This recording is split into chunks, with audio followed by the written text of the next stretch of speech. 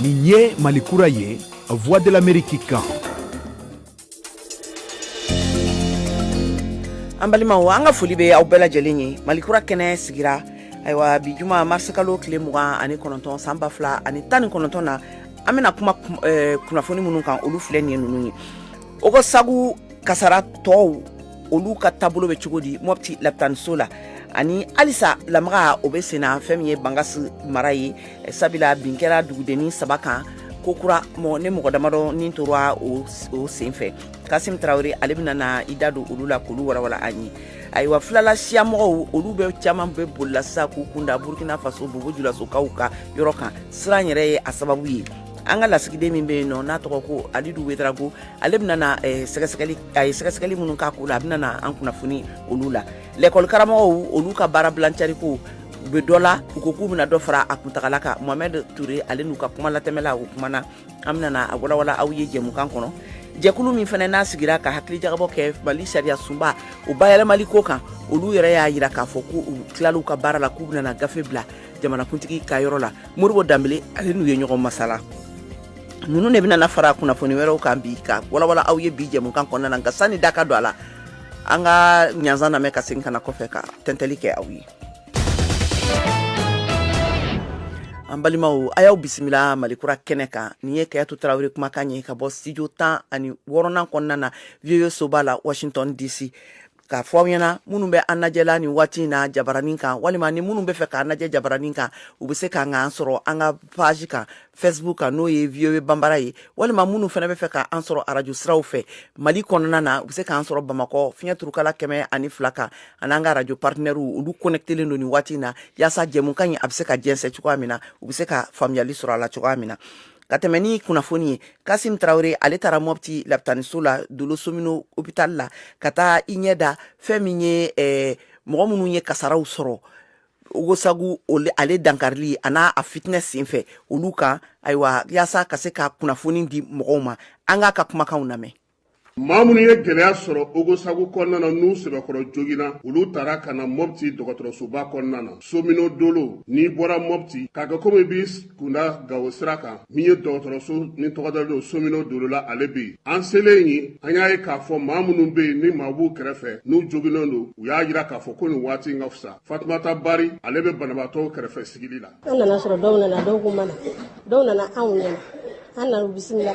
an y'u lajɛ u fariw bɛ cogo min na vraiment degun kɔni b'u kan dɔw kasi senw karila bolo karila kun sɔgɔra dɔw jenina caman ma bɔ a la vraiment a kɔni kɛra ma degun ye an taara an b'a fɔ cogo min na vraiment bi minnu bɛ furakɛli la a ka fisa wa a ka fisa minnu bɛ furakɛli la kɔni bi a ka fisa alhamdulillah an bɛ ala tanu dɔgɔtɔrɔso yɛrɛ kɔnɔna na étage 2nan na min ye directeur ba ye ale ka bureau bɛ yen Umar Gindo a y'an bisimila ka dantigɛliw k'an ye u ye baaraw kɛ cogo min na kabini sibiri don donc samedi an ye banabaatɔ 43 de sɔrɔ o banabaatɔ 43 la n y'a ye minnu ye cɛmanw ye o ye 20 ye minnu ye musoman ye o ye 23 ye o banabaatɔ 43 depuis commencera ka na dɔgɔtɔrɔso la an ye prise en charge daminɛ min ye furakɛli ye min ye k'a daminɛ banabaatɔ lajɛli ma o ni analyse ni sɛgɛsɛgɛli minnu ka kan analyse jolitaw b'o la radio b'o la ani furakɛli minnu b'a la minnu opéré la donc an y'a baaraw bila sen kan depuis a don yɛrɛ Mopti mara kɔnɔna na bingali walew ka ca min ye dɔgɔtɔrɔso in ye ale delilen don nin ko in na an bɛ to ka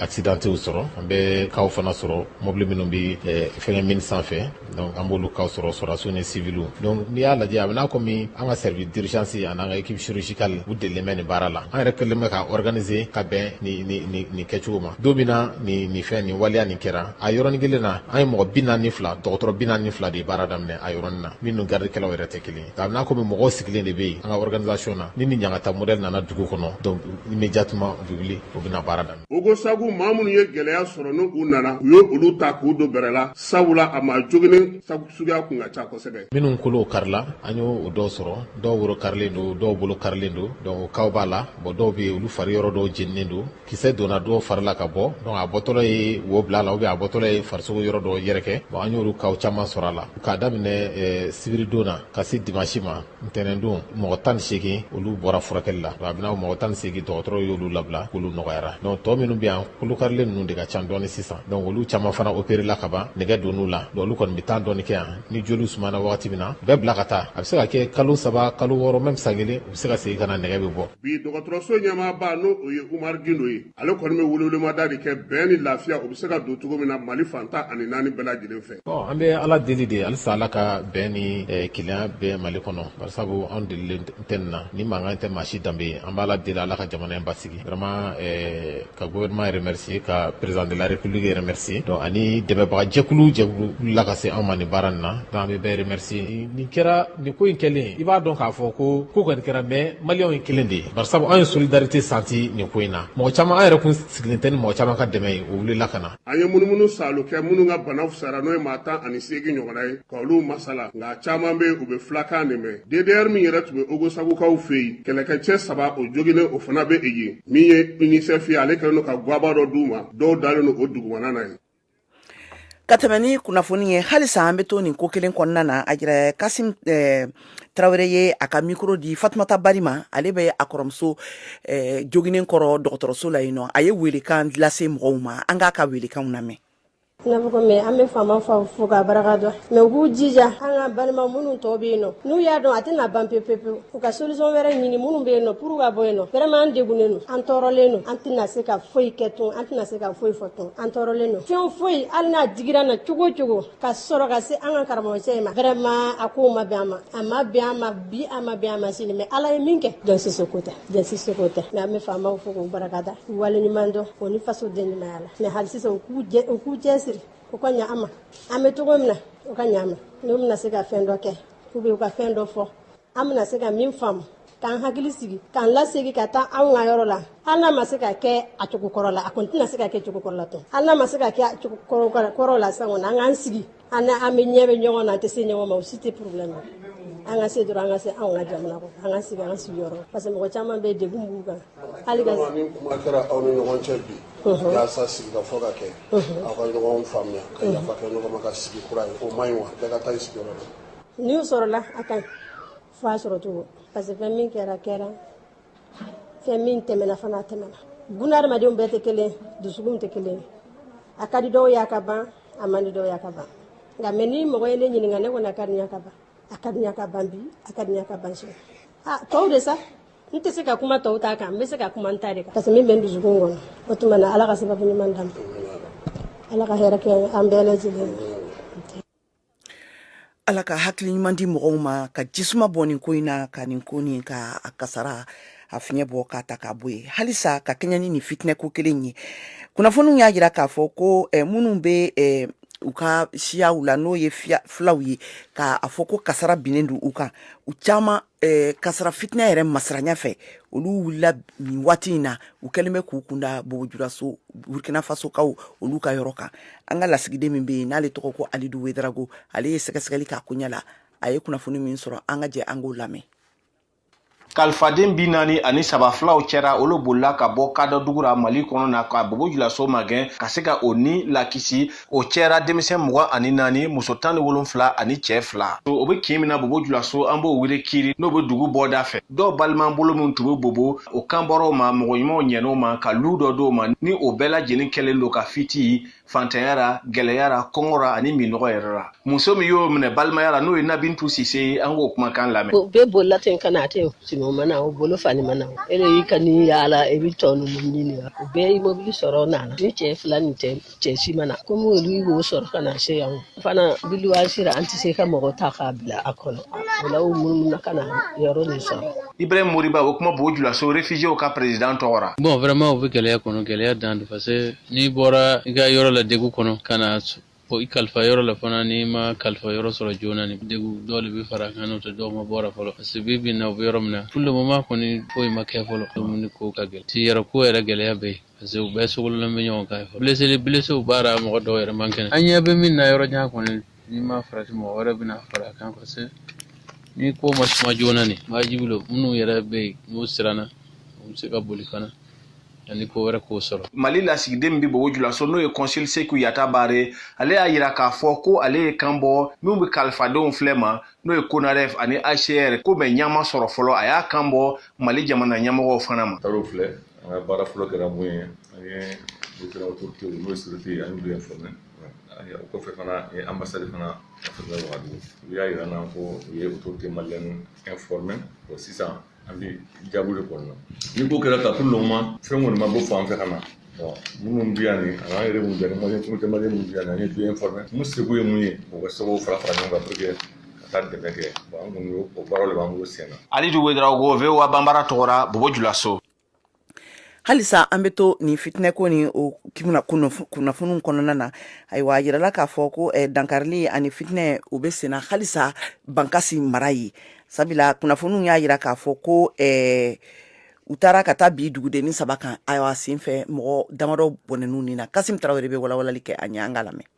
Kabini Ogosagu bingali in kɛra min ye kadɔ dugu kɔnɔna na basigi ale tɛ yen tuguni. Mopti gouverneur ka fɔ la n'o ye général Sidi Alassane Touré ye ale ye welewelemada kɛ Bataki sen fɛ k'a ɲini préfet bɛɛ lajɛlen fɛ u k'u jɔ u jɔyɔrɔ la yaasa maaw u bɛ se ka kunnafoni ɲɛnama sɔrɔ cogo min k'a yira bɛɛ lajɛlen na k'a fɔ ko waleya min bɛ sen na maa ni maa si tɛ ɲɔgɔn na maa minnu y'a waleya kɛ fana u ni kabilaw sigida mɔgɔw si ma bɛn a kan u y'a kɛ u kelen yaasa maa minnu bɛ yen n'olu kun sirannen don u bɛ se ka to u sigiyɔrɔw la cogo min na nka o bɛɛ n'a ta nin waati laban in na an b'a ye k'a fɔ bingaliw olu cayalen don Kerekere Gura Ganga ani Sege min ye Koro commune kɔnɔna na olu fana mɔgɔw olu sirannen don bi nin waati in na o bɛna gɔni fana fɛ a yira k'a fɔ bingali wale 3 fana o kɛra min ye maa dɔw ye olu taara bi pisakaw kan Bankasimara la ka maa dɔ k'o ta ka taa n'o ye Jinɛ Jinakaw fɛ yen Baɲangara ale masuruna la Koro kɔnɔna na Anakadakaw fɛ yen maa kelen o jogina bingali dɔ senfɛ nin wulikajɔ ninnu bɛɛ lajɛlen kɛlen don bi ka maaw siran kosɛbɛ o de la Mali finitigiw olu ye fɛɛrɛ ni dabali tigɛ yaasa dugu o dugu la ni dugutigiw bɛ yen ka kunnafonidiw kɛ u fɛ u bɛ se ka maaw la faamuya cogo min waleya min bɛ senna yaasa maaw kana na u sigiyɔrɔw bila sabula maa caman fana jɔrɔlen don bi k'a fɔ ni nin ko ninnu tora ka sinsin nin jatigɛ mana to senna samiya nata in a bɛna gɛlɛya kosɛbɛ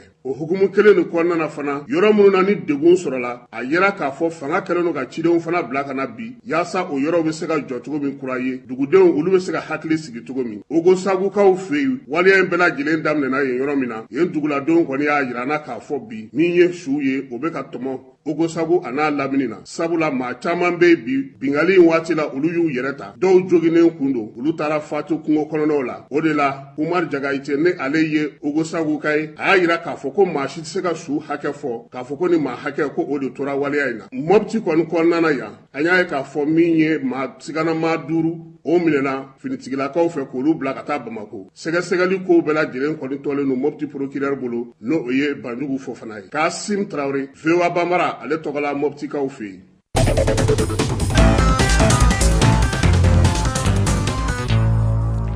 Ka tɛmɛ ni diɲɛ lamini kunnafoni tɔw ye G5 Sahel ale ka finitigiw ne u bilala sen kan yaasa ka se ka silamɛ banbantɔ k'olu kɛlɛ o hukumu kɔnɔna na kabini ɲina tubabu san daminɛ la k'u ye bɔko durunan belebeleba bɔko durunan de kɛ nka nin y'a siɲɛ fɔlɔfɔlɔ ye o don na u ni silamɛ banbantɔ ninnu olu ka kari ɲɔgɔn na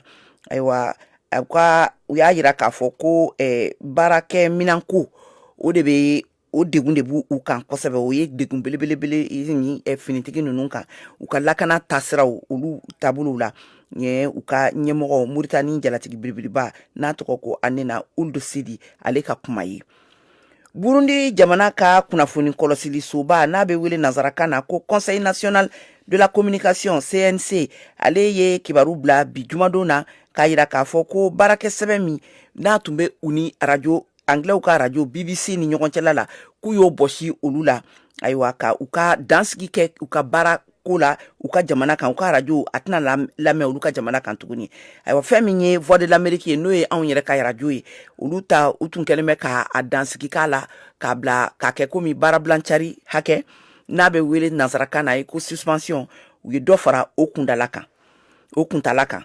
kata sibiri la ka bɔ sibiri la ka taa se dimanche karima kataloki dina ɲɛmɔgɔ belebeleba na o ye u ka papu ye ale ka kan ka taa taamala marokokaw fɛ yen nɔ n'o ye silamɛ dugu belebeleba ye ayiwa a sen fɛ ani tungala ta den minnu bɛ sira kan n'u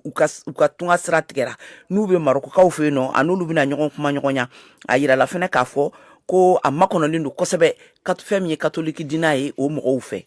ayiwa aw kɛ to nɛgɛ kan kunnafoni tɔ bɛ an bolo kɔfɛ kana k'a ɲɛfɔ aw ɲɛna an b'an tulo kɛrɛ mun bɔ ka segin ka na kɛnɛ kan ka na walawalali kɛ aw ye a tɔ kan.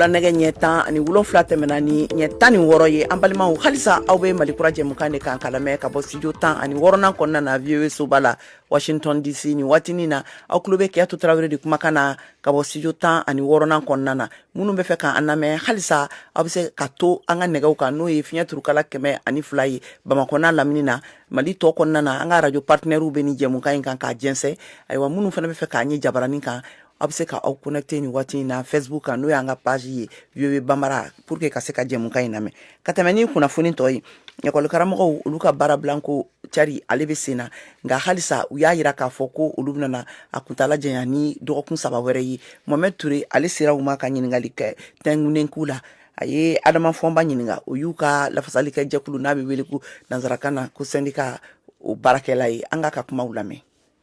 An bɛ tile 15 baarabila la o yɛrɛ ma ban fɔlɔ o ka kan ka ban kalo kura tile 5 c'est-à-dire ni congé taara une semaine an b'o fana kɛ grève la donc an ye kura bila kunu an kɔrɔ baarabila sɛbɛn kura tile 23 ye donc o bɛ daminɛ kalo kura tile 15 a bɛ ban mai kalo tile 17 donc o ye o baarabila sɛbɛn kura ye parce que mun de nana n'o ye c'est que ani gouvernement an tɛ ka ɲɔgɔn faamu an ka laɲini ninnu na kosɛbɛ gouvernement bɛ ka argument minnu fɔ o ye anw fɛ o ye nɛni ye ka se école maître ma ka se école yɛrɛ ma ka se jamanadenw bɛɛ lajɛlen ma donc an ko gouvernement ko olu dabila k'u ɲɛsin an bɛ laɲini minnu kɛ ka jaabi kɛrɛnkɛrɛnnenw di u la pour que an bɛ se ka ɲɔgɔn faamu. mars kalo o bantɔla don an bɛna don avril kalo la nka ɲina denmisɛnninw ka kalansan a jɔrɔ tɛ école karamɔgɔw la wa. a jɔrɔba de b'an na an bɛ deli k'o de fɔ ni mɔgɔ bi écoleden fɛ a fa ni a ba kɔfɛ o ye école maître de parce que caman bɛ kuma a ye écoledenw lajɛ an denw don mɔgɔ tɛ se ka kɛ écoleden fɛ ka tɛmɛ maître kan pas du tout donc écoledenw hinɛ bɛ anw na écoledenw ka siniɲɛsigi jɔrɔ bɛ anw na mais écoledenw mago bi kalan min na n'o ye kalan ɲuman ye o fana tɛ se ka sɔrɔ cogoya si la ni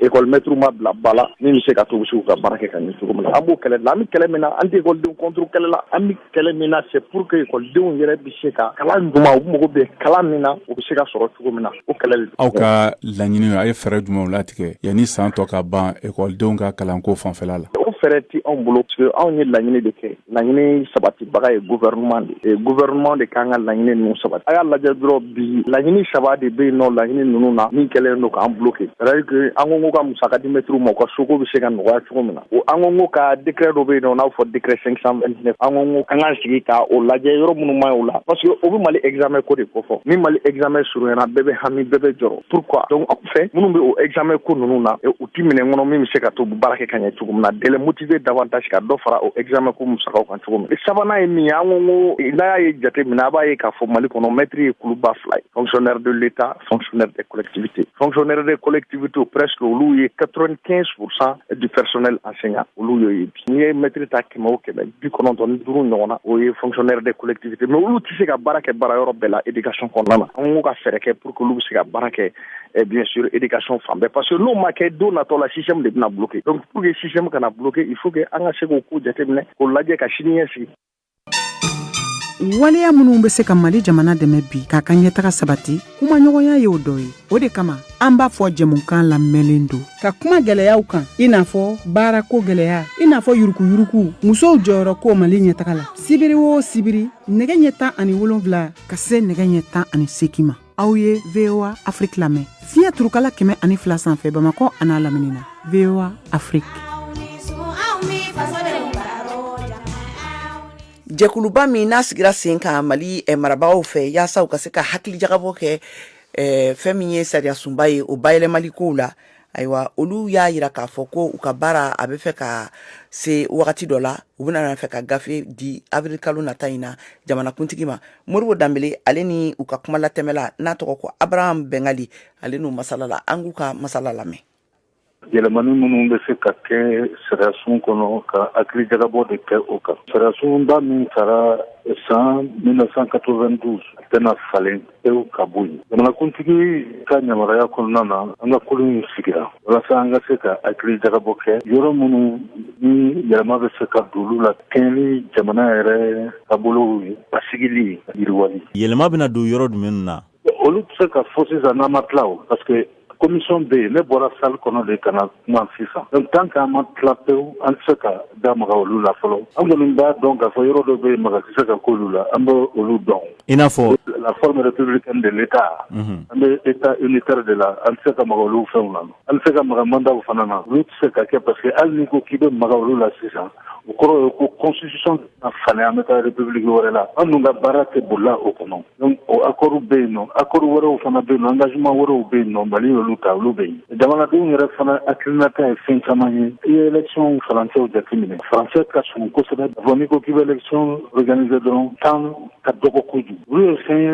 bɛnkanw kɛra olu la donc an bɛ hakili jagabɔ de kɛ olu kan k'olu jateminɛ baara bɛ se ka kɛ cogo min na ni sariya yɛrɛ sira ye. Premier ministre ka nali senfɛ yan n y'a ɲininka ko aw kan ka kun cɛ avril kalo tile fɔlɔ n'aw tilala ka baara la aw bɛna mun ni mun de kɛ sisan? N'an tilala an ka baara la a kan ka lase président de ma premier ministre ka yamaruya kɔnɔna na donc baara in yɛrɛ bɛna kun cɛ ni tile 2 in na an ye don min fɔ k'an bɛna an ka rapport di tɛnɛ nata ye. Jamana ka sariya sunba min bɛ sen na sisan sariya kisɛ 118 na ani an ni sariya donso minnu ye baara kɛ u ko ni jamana yɔrɔ dɔ bɛ yen ni jamana ka mara bolilen tɛ yen ka se a sagolako ma ko jamana sariya yɛlɛmaliko kuma man ka fɔ e bɛ jaabi jumɛn di? O kuma fɔra ka ban sariya donso minnu bɛ sariya donsow fana sanfɛ n'a bɛ fɔ o ma ko cour constitutionnelle kuma laser'o ma o ye min fɔ baara bɛ kan ka kɛ ni o hakilinata de ni cour constitutionnelle kɔni kumana fɛn min na ka ban o y'a dan de ye ni sariya tigɛra ka ban ko kan an k'an ka sariya batu. E bɛ se ka welekan ani gangan gosikan jumɛn lase malidenw ma ni jamana ka nin wagati gɛlɛn ninnu kɔnɔna la? An ka hakili to jamana in na an kana taa an dusu fɛ foyi de t'an bolo ni jamana in tɛ an kana dilanli kɛ o b'a to an bɛɛ bɛ se ka jamanadenya waleya an bɛ se ka bɛn kelenya sinsin ani ɲɔgɔn cɛ hɛrɛ in tɛ se ka na ni bɛn tɛ. Ne tɔgɔ ATT Junior ne b'a ɲini balima cɛ ni muso fɛ bɛɛ ka farafinna fɔli waati lamɛn sibiri kari tɛnɛ ani raba k'a daminɛ 13h kana bila 14h la 102 FM VOA Afrique. Mariam Traoré ale ni Minata Kuyate masala la Minata ye jali ye an k'u ka masala lamɛn. Ne Minata Kuyate ne fa ye Seba Kuyate ala mahina la n ba ye Nɛnɛ Dafe ne bɔra Ɲurundi Sahel dɔnkilida ye Daka ye kabi n ka dɔgɔ ne wula ne dɔnkili fɔ n b'o sira de kan. An y'a ye i senna sumayalen do bama ɲaare dɔɔni dɔw y'a fɔ ye k'i tun bɛ Ghana k'i sɔrɔ bi Europe dɛnɛ na parikaw fɛ yen awa taama diɲɛ ɲɛfɛ o sɔrɔla cogo di? Minnu ko ko n sigilen bɛ Ghana ne ma sigi Ghana dɔw ko ko n furula Ghana ne ma furu Ghana n tun bɛ ci de la bon faransi fana me o ci kelen de la ne be faransi no me ka projet dɔw monter environnement an ka se ka terre sauver quoi bon ni mɔgɔ dɔw bɛ ka a baara kɛ ɲɔgɔn fɛ o de don ne tɛ k'a fɔ ko nana sigi faransi mana sigi faransi i filɛ ni projet min ka nin ye ka kun tigɛ ɲɛ nin ye ani ka baara bɛ taa ɲɔgɔn fɛ wa awɔ ani ka baara bɛ taa ɲɔgɔn fɛ ni ala y'i kɛ dɔnkilidala ye a bɛ da caman yɛlɛ i ye n'i bɛ dɔnkilida la i ka kuma bɛ se ka lamɛn yɔrɔ caman na n'i ye kuma fɔ kuma minnu bɛ se ka maabaw hakili minɛ bon u bɛ fara ɲɔgɔn kan k'i dɛmɛ dɔnkili de sababuya y'a to nin da yɛlɛla n ye quoi ni ala y'a kɛ projet in sigira sen kan n bɛ taa n'a ye mali la n bɛ ka kɛ mali de kama n'i y'a jateminɛ an bɛ dugukolo feere n'importe quoi ma mali la an bɛ taa kɔw gere k'o kɛ sigiyɔrɔ ye ka baw gere ka jiribaw tigɛ don o don an ka yiritigiw man ca an ka yiritigɛ de ka ca bon an ka fara ɲɔgɔn kan ka se ka terre sauver quoi n ka projet b'o de kan n'ala sɔnna a ma Minata Kuyate ka dɔnkili caman bɛ yen ladilikanw don kuma kɔrɔmaw don jɔn bɛ se k'i sigi k'i miiri ni kuma minnu ye hakilinaw bɛ nana diɲɛ don o don i ni maa minnu bɛ ko kɛ ɲɔgɔn fɛ dɔ bɛ kɛnɛ na dɔ bɛ kɛ n jɛ ɲɔgɔn na dɔ bɛ kɛ n sigi ɲɔgɔn na i b'a sɔrɔ ne yɛrɛ fana bɛ ka dɔ kɛ o man ɲi bon an b'a miiri pour que an ka se ka balo ɲɔgɔn fɛ hɛrɛ ni baden kɔnɔna na komi n ko n y'a mɛn sisan ko caman sigilen bɛ n y'a mɛn kan kanu bɛ ka tiɲɛ n y'a mɛn kan ka sɔrɔ tiɲɛ tɛ an fa n'an baw tun b'a ye olu b'a sutura bi anw ta olu ye mali denden cogo min na an fana ka mali denden ten o de bɛ n bolo ka se n ka fanu ma ka se maliyɛn cɛman ni musoman bɛɛ lajɛlen ma k'u fana ɲɛnatin bɛ na ko ne to taara sena tama na ne jiginna mali ne to taara sena tama na jeli muso Minata Kuyate ye mari ala ni ce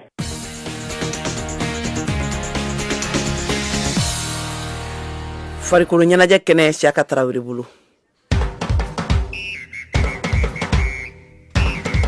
kunnafoni kelen-kelenninw na fɔlɔ baskɛti sanfɛ cɛliw ka bɔ 2e division na ka na 1re division na o ɲɔgɔndan bɛ kun cɛ sinikɛnɛ kari marisikalo tile 31 kulukorokaw fɛ yen mali marabolo 7 ka fara bamako kan o club 16 de bɛ ka o niyɔrɔ ta ɲɔgɔndan na kabini marisikalo tile 23 tɛmɛnen musow fan fɛ club 8 cɛw club 8 a fan fila bɛ fɛ club minnu mana jɔyɔrɔ fɔlɔ fila sɔrɔ olu bɛ na 1re division na senantolantan bunankun kan farafina gun kan muso kunda Jeux Olympiques Tokyo barfilani 20 éliminatoire labɛnni hukumu kɔnɔ araba nata avril kalo tile 3 Mali ale ni Maroc bɛ ɲɔgɔn sɔrɔ Bamakɔ Mali dege karamɔgɔ Salum Useni Mohamed a n'a ka senantolantan musow u bɛ degeli baaraw la soden mɔgɔ 21 ka fara Mali senantolantan muso 4 minnu bɛ jamana kɔ kan olu de bɛna u niyɔrɔ ta ɲɔgɔndan taga ni ka segin na Aissata Traoré n'a bɛ wele Senu ale bɛ ntolantan Turki jamana kan ale ka fɔla se bɛ se ka sɔrɔ Maroc ɲɛkɔrɔ nisɔndiyalen no nana an ye coéquipièrw ye ambiance c'est positif match a tɛna na nɔgɔya mais ni ala sɔnna ma an b'an bolo di ɲɔgɔn ma pour que an ka se ka 3 points sɔrɔ yan nɔ yanni match retour cɛ Mali Maroc ni ta siɲɛ fɔlɔ ye u ka ɲɔgɔn sɔrɔ ani Maroc an bɛ ɲɔgɔn dɔn dɔɔni parce que CAN 2016 éliminatoire la an n'olu bɛnna premier tour la an ye match nul score vierge kɛ an taar'u ci u fɛ yen nɔ 2-1 mais a ma nɔgɔya an bɛ match tɔw ta cogo min na an bɛna match ta ten tɔ an bɛna an tɛgɛ di ɲɔgɔn ma on va le préparer très sereinement et sérieusement aussi pour que erreur minnu y'an sɔrɔ kɔrɔlen olu kana na an sɔrɔ bilen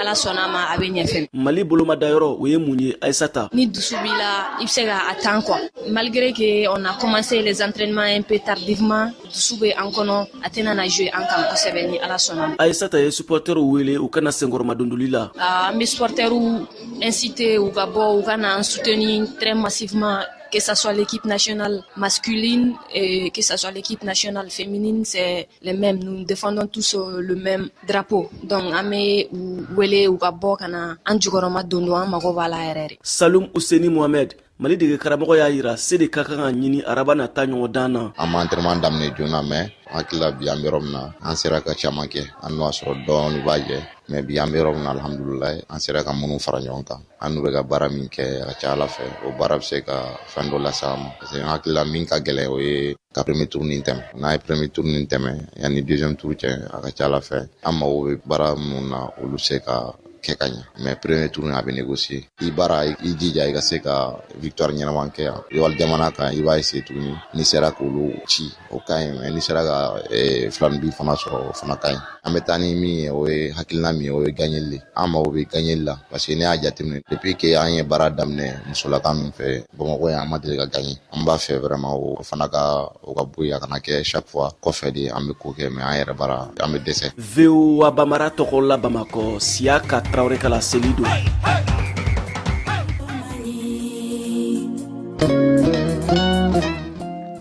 An balimaw joona joona an bena foli ani tanu lase an lamɛnbagaw ma an y'a ye Modibo Kajoge ale ye Mali ministre kɔrɔ ye a fana ye kadɔw ka mɔgɔ ɲɛnamaba ye dɔgɔnɔ mɔgɔ ka tɔn mɔgɔ ɲɛnamaba don a tun bɛ jɛmukan in kɔnɔna na k'a lamɛn bi an ka foli b'a ye k'u ka cɛsiri u k'u cɛsiri cogo fasugu bɛɛ lajɛlen na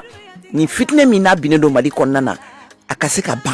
u ka wuli de ka jɔ ko k'u cɛsiri foli bɛ Sadio Sidibe ye ale bɛ bɔ New York foli bɛ Bosha Mayiga ye Washington Ardo Anne Bacili Sheikh Umar Alassane Bari ani Umar Alassane Touré n'ale GAM SBM o président ye ayiwa jɛmukan labɛnna Cheikh Tiro fɛ jɛmukan diraw ma Modibo Dambele Mariam Traoré Mohamed Touré ani ne yɛrɛ Keyatu Traoré fɛ nin bɛ dɔgɔkun dansigi kɛ dɔgɔkun jɛmukan na ni Ala nana kira sɔrɔ a ma ntɛnɛn don kɛnɛ kura bɛ dayɛlɛ u ye ka jɛmukan kura d'aw ma nin tun ye Keyatu Traoré kumakan ye Mali kura kɛnɛ kan a k'an bɛn lundi